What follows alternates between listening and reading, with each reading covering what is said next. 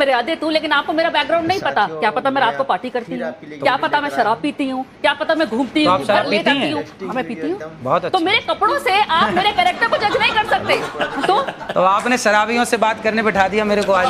नहीं, बात असल में ये है। शराब, एक मिनट, आप अपनी भाषा का मर्यादा रखें, आप अपनी भाषा का मर्यादा रखें। शराब पीने वाला शराबी नहीं होता। पहले आपको एक बात ये भी मैं मानवी जी बताता हूँ क्या करते थे शिव जी, क्या करते? एक बात मैं आपको नहीं, एक सेकंड।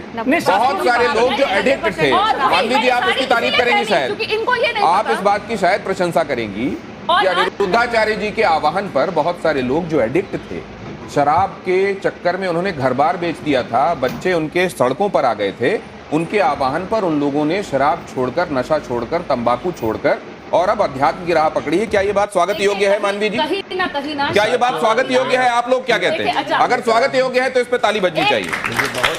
क्या मानवी जी, लेकिन एक बात मैं समझना चाह रहा हूँ, क्या समाज को मर्यादित रहने के लिए कहना और ये कहना कि आप ठीक लाइन पर चलें, आप ठीक तरीके से रहें, दूसरों से ठीक व्यवहार करें, क्या ये गलत करते हैं अनिरुद्धाचार्य? देखिए, मैं अब जैसे इन्होंने ये मेरे पे बोला तो मैं भी कुछ बोलना चाहती हूँ। उसका जवाब इससे लेगी कि कई बाबाओं के धोखाधड़ी के अंदाज भी है कुछ निराले। कोई धर्म के नाम पे ठगे तो कोई क्रिमिनल चार्जेस में फंसे, कोई रेप में पेरोल पाए तो किसी को अननेचुरल सेक्स ही भाए। अब इस पे क्या बोलना चाहेंगे? आप जनता फॉलो करती है आपको, तो भगवान ना करे कुछ और निकल आए तो उस पर क्या कहेंगे? जवाब लेते हैं। क्या आडंबर करने वाले लोग भी हैं साधु के वेश में? उनसे सावधान रहना चाहिए। इसलिए कहते हैं पानी पियो छान के और गुरु बनाओ जान के।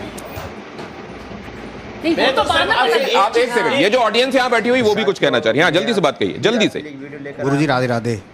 मैं 2016 में मेरा परिवार, मेरी एक बेटी है, एक लड़का है, तो पूरा परिवार बीमार रहता था। डॉक्टर को इतना पैसा दे दिया, इतना दे दिया, तो मेरा अच्छा मकान है, सब कुछ है। तो मैंने एक गाय का बछड़ा गाय रखी।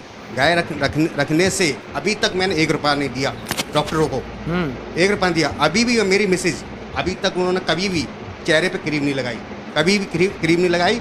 दूसरी बात, जो कहना क्या चाह रहे हैं? मैं कहना चाहता हूँ, जो भी आप गोबर बताए, गाय का गोबर है ना, उसके उपला बना के छत पे करते हैं। जितने मोहल्ले वाले आते हैं तो जैसे पूजा होती है तो हमारे घर से लेके जाते हैं, तो अच्छा लगता है मोहल्ले वर्ग। अभी तक कोई बीमारी नहीं, कुछ नहीं, बहुत अच्छी बात है। ये प्रमाण है, आप प्रमाण मांग रहे हैं। ये देखिए आपके भक्त हैं और आपकी बातों को मानते हैं। ये भी तो सुनते। बीमारी क्या थी आपके घर में?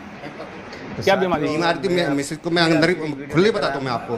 खुला पेट की बीमारी थी। कभी डॉक्टर के पास, कभी एम्स में दिखाया। मैं कागज दिखा दूंगा सर, मैंने इतना पैसा लगा दिया, मेरा एक प्लॉट चला गया। क्या बीमारी थी? बीमारी अंदर की।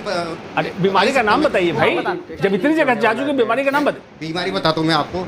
बीमारी क्या, पेट की बीमारी थी तो बच्चा नहीं होता था और फैल हो जाता था, कभी कैसे क्या।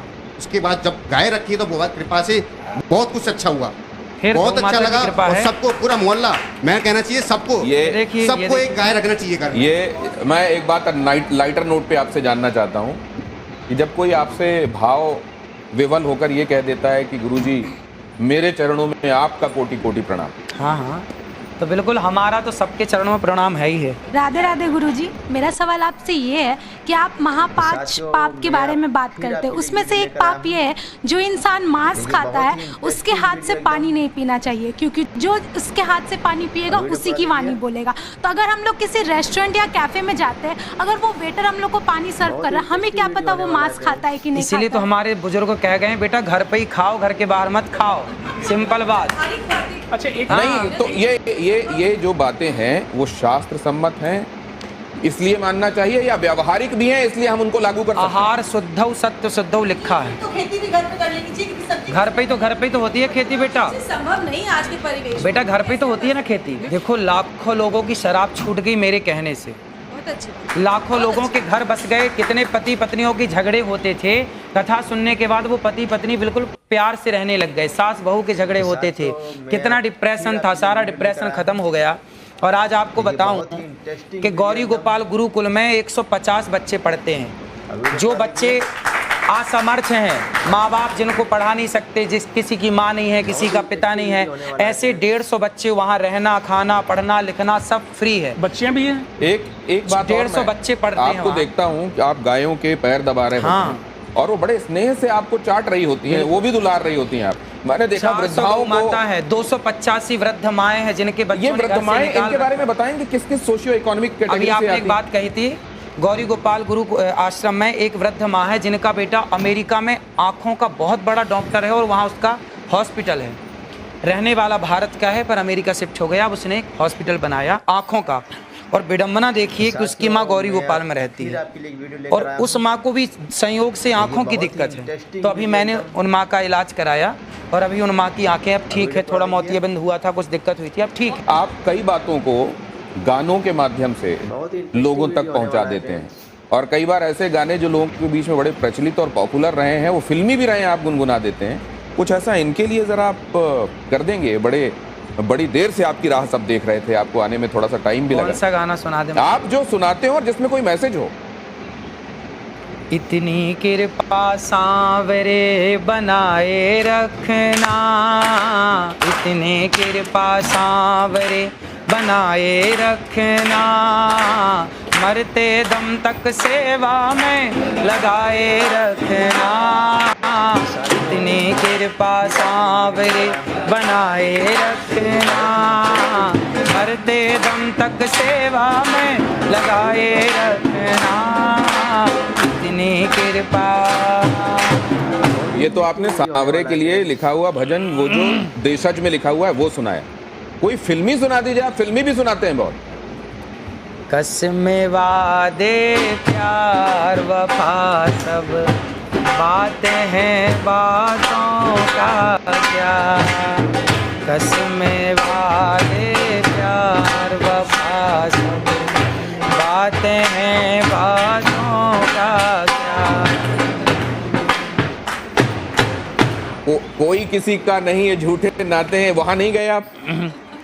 कोई किसी का नहीं ये झूठे नाते हैं नातों का क्या, कसमें वादे प्यार वफा सब बातें हैं बातों का क्या।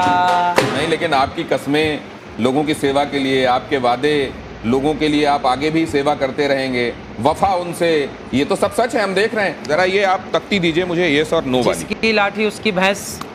ये है, देखिए इसमें क्विक क्वेश्चंस में आपके पास दो ऑप्शंस होंगे, एक तो ये हाँ का ऑप्शन है और दूसरा नहीं का।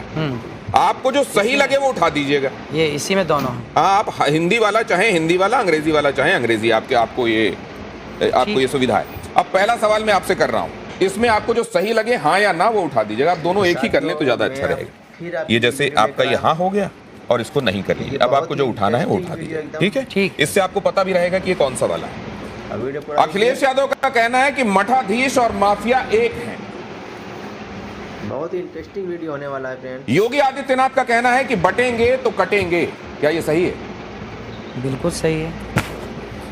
राहुल गांधी का कहना है कि भारत में कौशल की कमी नहीं है, बल्कि कौशल रखने वालों का यहां सम्मान नहीं होता।